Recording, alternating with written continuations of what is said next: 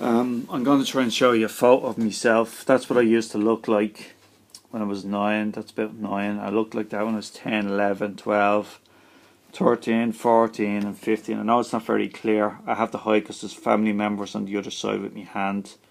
Now you can see there's my Beatles hairstyle.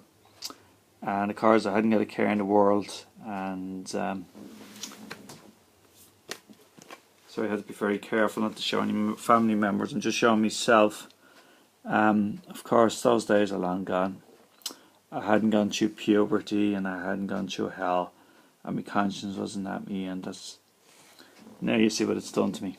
I still look mostly like that when I was 15. Then no bags on, as you can see, there's no bags. I'm very happy and without a care in the world because I had my conscience wasn't at me.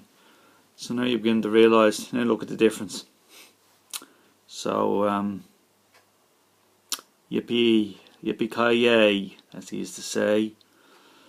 As I said, now I'm beginning to realise why so many people commit suicide. It's not because it's because there's just, well, it is. It's because there's no hope out there. There's no medical help. There's nothing. You can either go on or commit suicide. My case, you better bang. You know, your case, talk. So I won't say anymore. So, well, I say you did a great job there around in my life. There we go. Look, that's not that clear. Sorry, because the thing's after going dark on me. The picture's not clear because it's just a photo. But that's me Beatles hairstyle, red hair, and very slim build. And I was carefree. I was just into football, snooker, and cycling, and going on adventures in the Dublin Mountains. And that's all I wanted to do for the rest of my life. And of course, I wasn't allowed to do that.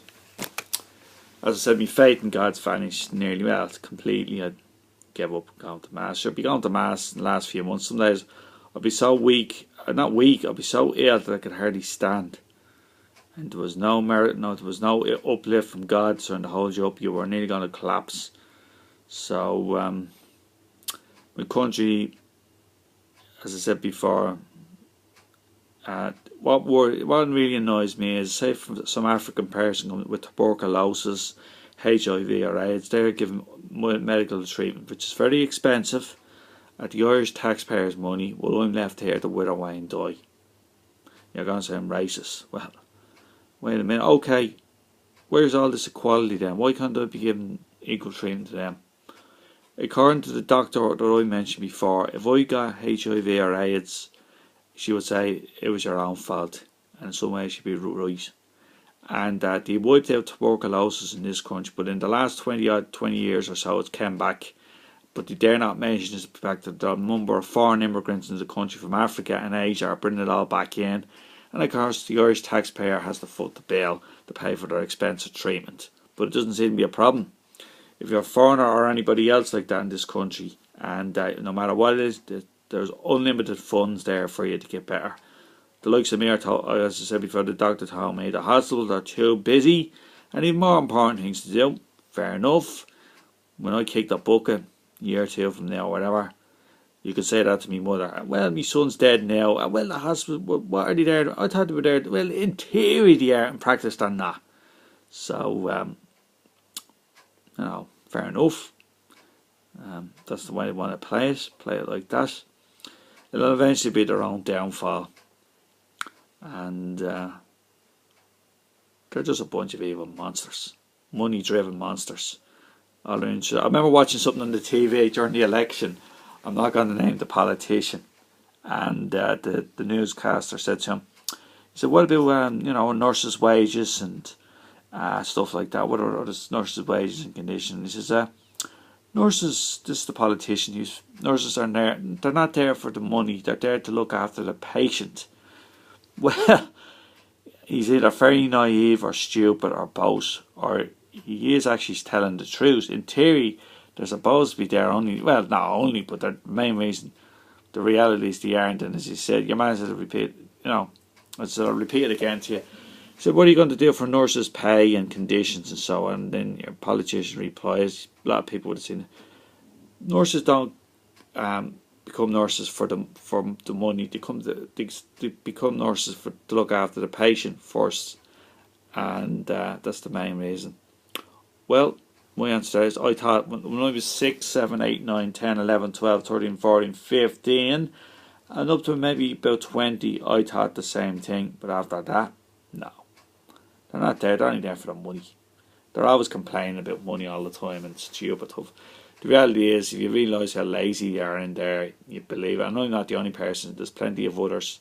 You're hearing every week there's several a couple of scandals every week, and they're the only ones you hear. I mean, mine's never become public knowledge. So there you go. And then they try and hush them up or make excuses that don't add up. As I said, there was a dead body down in that one of the patients died or killed down the hospital down the road.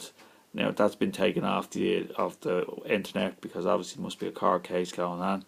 And the nurse there tried to cover it up. She said, I forget what happened. I was trying to find out. If I found out, I could tell you exactly what. It was either one or the other. I think this patient was either attacked by one of the other patients or fell off the trolley and was found dead. I think it was actually assaulted by one of the patients. And when they asked what happened, the nurse there said, she was making it up, of course. She said she fell off the trolley and died. And then he looked into it and he said, no, she didn't. She was actually attacked by one of the patients. Now, it could be the other way around. She could have fell off the trolley and he could have put it back on and said she was attacked by one of the patients. It's either one or the other. I can't tell you, be 100% sure, because I tried to look for it through a search engine everywhere and it was gone out. There's one more thing. A guy went in, 39 years of age, complained of chest pain. They said there was nothing wrong with him. He had atypical chest pain. Gave him some aspirin. 6 months later, he suffered a massive heart attack and was dead. I only found this when I was looking about the information about what happened in the ward, but the nurse pretended one of the patients died or something. And your one had to sue the hospital. She got €302,000, and of course her husband's locked. They couldn't bring back her husband. So there you go. That's what but they're always covering up all the time they're at it. So do the doctors cover up. The medical council is only there not for the protection but for the protection of the doctor. They're only there for not for the welfare of the patient, but the welfare of the doctor. Believe me, when you make them, you'll soon find out. Like when I made the first complaint, you're only 6 months to make the complaint. By the way, she's no longer in jurisdiction. And F off. And then tried right back and said, I didn't know any of these things. I was only 20 years of age. If I'd have known those things, I would have made it much quicker. Didn't make any difference. So, take care of your own health. Don't depend on nobody. All you can do is exercise regularly, eat in moderation, and just do the best you can and use common sense.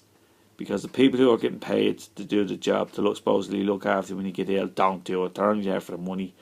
It's a complete load of farce. It's rubbish. Right, God bless. Look after yourself, everybody. Thanks for listening to me moaning and complaining and droning. I won't be doing it for much longer. Thanks. Goodbye, everybody.